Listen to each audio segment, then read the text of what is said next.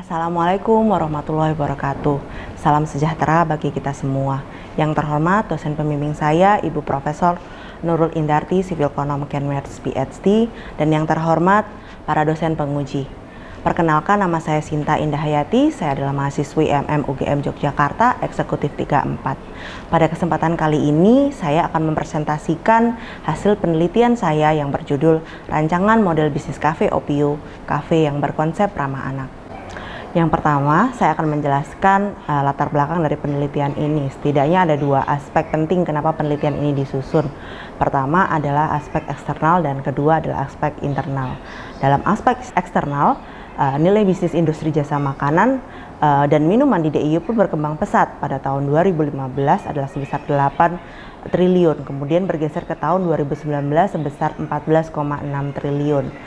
Hal ini menunjukkan pergeseran atau perkembangan bisnis kuliner yang begitu pesat di kota Yogyakarta.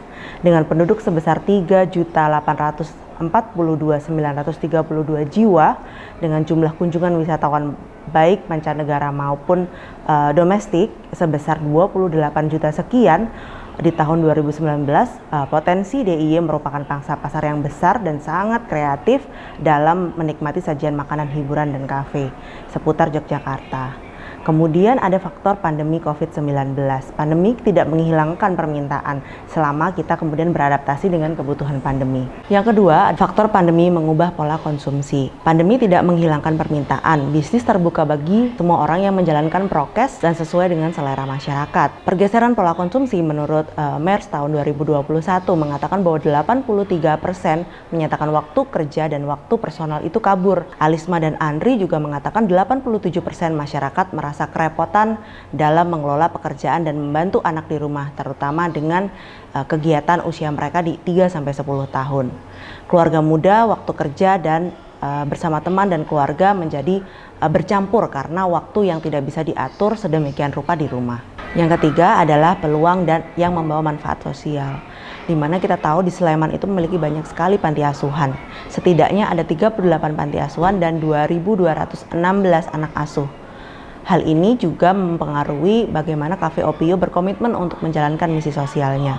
Cafe Opio secara khusus berkomitmen untuk menjadi jembatan bagi anak-anak asuh untuk dapat mengembangkan dan melibatkan mereka dalam berbagai kegiatan bisnis yang akan dijalankan. Dalam aspek internal setidaknya ada 3 alasan. Pertama, lokasi dan luasan tanah. Luasan tanah sebesar 3.000 meter persegi di area campuran antara lokasi bisnis dan area pertanian. Cafe Opio berada di kawasan asri dan memiliki peluang pengembangan bisnis yang baik.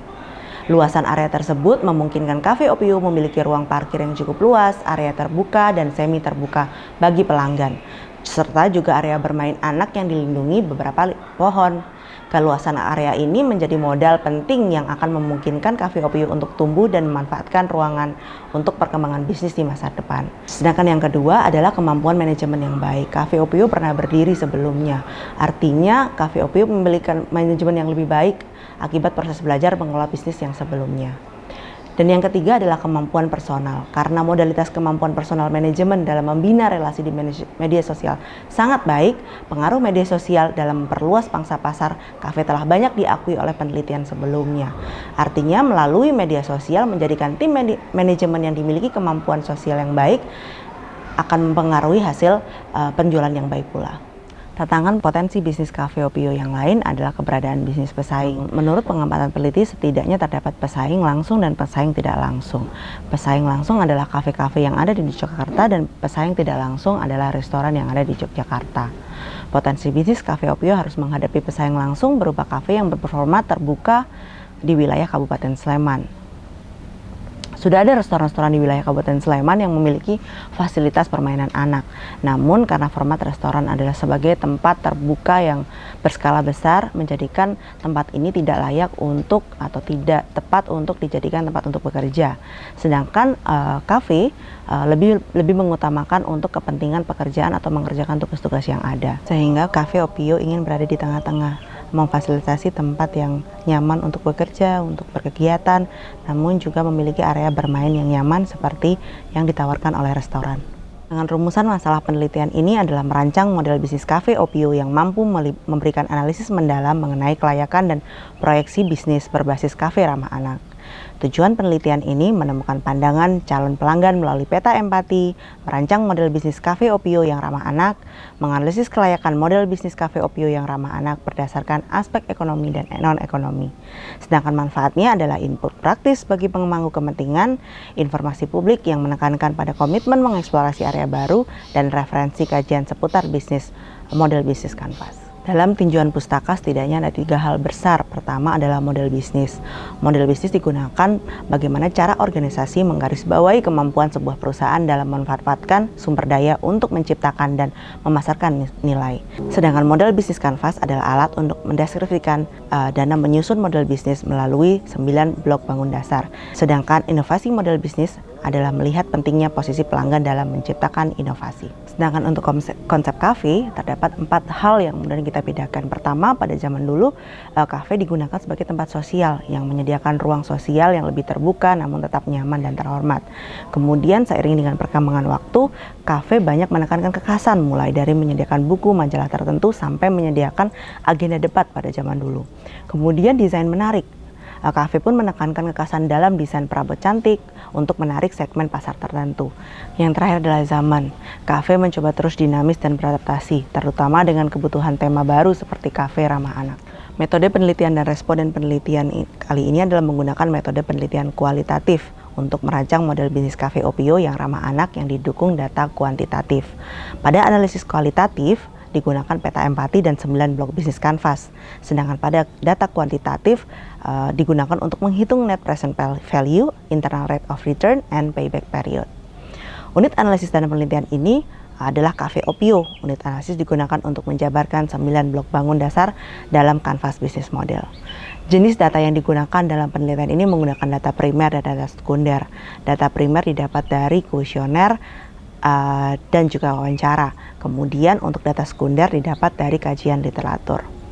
Untuk data primer dalam kategori kuesioner terdapat 2 kali kuesioner. Hal ini dimungkinkan Cafe Opio ingin mengetahui perkembangan kebutuhan masyarakat di Yogyakarta terkait kondisi COVID yang terus berubah.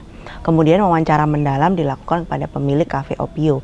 Hal ini untuk mengetahui bagaimana visi, misi, atau apa yang diharapkan dari pemilik Cafe Opio untuk menceritakan keadaan apa yang mereka inginkan.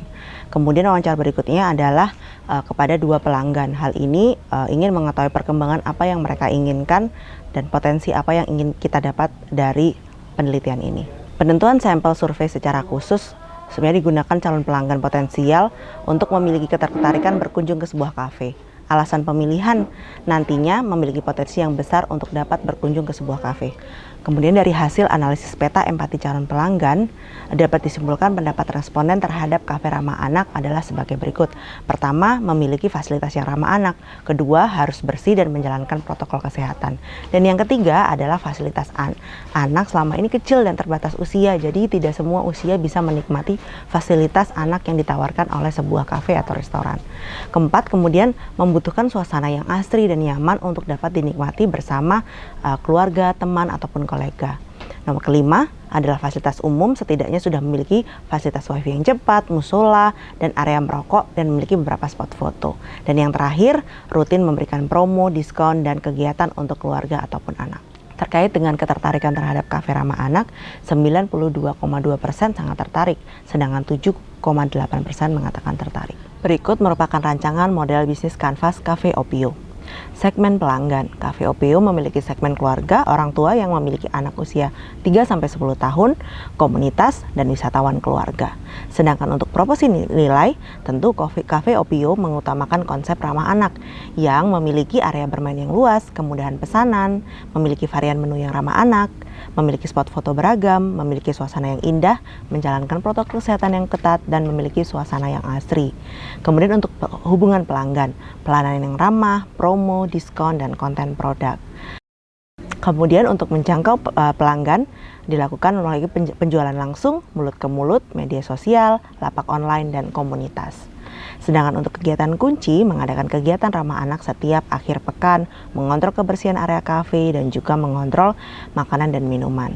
Untuk sumber daya utama, karyawan perlu memahami keinginan pelanggan, bangunan yang ramah anak, dan finansial yang didapat dari keluarga dan merek Cafe Oppio itu sendiri. Sedangkan untuk mitra kunci, distributor makanan perlu dijaga dengan baik, makanan atau masyarakat sekitar, panti asuhan, dan juga agen dekorasi. Masuk kepada struktur biaya, biaya modal pembangunan, kemudian ada anggaran promosi dan biaya operasional. Cafe Oppio mendapatkan arus pendapatan dari penjualan dan makanan minuman di kafe secara langsung, penjualan makanan dan minuman kemasan, dan juga dari kegiatan ataupun event. Kemudian masuk di hitungan harga pokok. Sebagai upaya melengkapi analisis arus pendapatan Cafe Oppio, peneliti menggabungkan perkiraan penjualan berdasarkan penjualan bisnis serupa dengan metode observasi ringan dan menggabungkan jumlah kapasitas kursi yang ada. Dari hasil observasi sederhana yang telah dilakukan, Cafe Oppio menentukan asumsi jumlah kunjungan sebesar 75% dan jumlah kursi yang tersedia. Jumlah kursi yang tersedia pada musim hujan sebanyak 50 kursi, sehingga jumlah minuman yang ditargetkan dalam satu hari adalah 75 pesanan, dengan asumsi calon pelanggan menikmati sajian kurang lebih selama 3 jam dengan lama buka kafe selama 8 jam. Sementara untuk penentuan harga pokok didasarkan dari hasil wawancara dengan pemilik Cafe Oppio. Sedangkan untuk estimasi biaya modal usaha, yaitu struktur biaya yang diperlukan terdiri dari dua hal, yaitu struktur biaya pengeluaran modal dan struktur biaya operasional. Total struktur biaya yang dibutuhkan Cafe Oppio adalah sebesar 600 juta yang bersumber dari keluarga. Biaya operasional, modal usaha didapat dari pemberian orang tua dan investasi dari masing-masing anggota keluarga. Dari total struktur biaya, manajemen Cafe Oppio mewujudkannya dalam bentuk modal usaha yang terdiri dari pembangunan bangunan, pembelian perabot, pembelian kebutuhan bar dan dapur, hingga kebutuhan belanja modal baik biaya tetap maupun biaya variabel. Proyeksi arus kas Cafe Oppio. Penentuan kelayakan dari aspek ekonomi didasarkan pada perhitungan net present value, internal rate of return, dan payback period. Dalam skenario normal dengan upaya yang terencana, Cafe Oppio dapat mengukur kemampuan yang dapat dicapai oleh Cafe Oppio.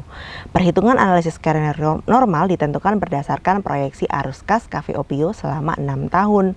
Untuk menghitung proyeksi arus kas dibutuhkan beberapa data seperti data investasi modal usaha, harga jual, harga pokok produksi, biaya operasional, biaya depresiasi, biaya pajak, dan proyeksi penjualan. Data penjualan diperoleh dari gabungan hasil wawancara dengan pemilik kafe, hasil dari observasi mengenai perkiraan penjualan bisnis serupa, dan digabungkan dengan kapasitas yang ada. Berdasarkan data tersebut diketahui bahwa pada tahun pertama masih menunjukkan nilai negatif. Hal ini dikarenakan perusahaan fokus untuk menutup modal investasi awal. Namun di tahun kedua nilai kas akan diproyeksi mulai positif dan di akhir tahun ke-6 nilai kas menjadi 5.086.836.549 rupiah. Diketahui bahwa nilai NPV dalam skenario normal adalah 9.194.630.927 atau bisa disebut sebagai hal yang positif. Sehingga berdasarkan nilai NPV tersebut, model bisnis kanvas Oppio layak untuk didirikan. Dari tabel yang sama, dapat dilihat bahwa IRR sebesar 155%. Nilai ini melebihi tingkat suku bunga bank yang berlaku di Indonesia, yakni sebesar 3,5%. Dapat dilihat juga nilai PBB payback period. Dapat dilihat juga PBB atau payback period pada analisis skenario normal menunjukkan tingkat pengembalian investasi yang dikeluarkan akan kembali pada 2 tahun 1 bulan. Dengan kata lain, berdasar analisis NPV, IRR, dan PBP, dalam skenario normal Cafe Oppio layak untuk dijalankan. Analisis aspek non-ekonomi, setidaknya ada 3 hal besar, yaitu pertama adalah aspek sosial, kedua aspek budaya, dan ketiga aspek lingkungan. Untuk aspek sosial, Cafe Oppio mencoba membuka lapangan pekerjaan bagi masyarakat sekitar. Dan yang kedua adalah Cafe Oppio mencoba untuk bekerja sama dengan masyarakat dan juga panti asuhan untuk bisa mengembangkan bisnis bersama. Yang ketiga adalah aspek budaya. Cafe Oppio mencoba membangun area luar ruang dengan berbagai macam jenis permainan tradisional. Yang ketiga adalah faktor lingkungan. Sebenarnya ada banyak sekali kafe-kafe yang berdiri di atas lahan hijau, termasuk dengan Cafe Oppio. Cafe Oppio sendiri mencoba untuk menyeimbangkan kebutuhan tersebut dengan menanam berbagai jenis pohon untuk membantu mengurangi dampak lingkungan tersebut. Rencana dan kegiatan pelaksanaan. Rencana dan kegiatan pelaksanaan Cafe Oppio dibagi menjadi 3 tahapan, yaitu tahap persiapan, tahap pelaksanaan, dan tahap evaluasi. Pada saat presentasi ini disusun, Cafe Oppio telah berdiri sejak tanggal 16 Desember 2021 lalu. Sehingga tahap berikutnya yang akan dilakukan adalah tahap evaluasi. Dalam penanggung jawab, Cafe Opio masih dikelola langsung oleh pemiliknya karena Cafe Opio masih dalam proses pengembangan atau pengenalan produk. Hal ini memungkinkan ketika kafe sudah berjalan dengan keuangan yang baik, tentu akan diserahkan kepada manajer pengelolaan untuk bisa dikelola dengan baik. Untuk ukuran kinerja setidaknya ada 4 hal yang perlu diukur. Pertama, keuangan, kedua, internal, ketiga, konsumen, dan 4, sumber daya manusia.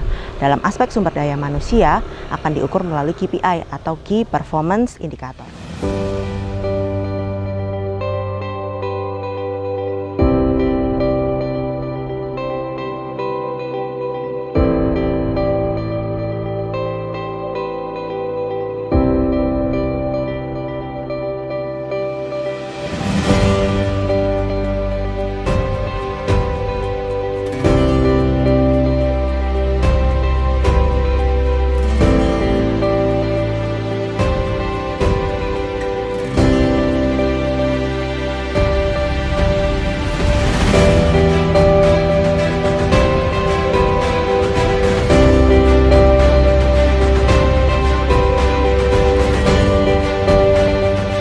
Demikian hasil penelitian tesis perancangan model bisnis Cafe Opio yang ramah anak.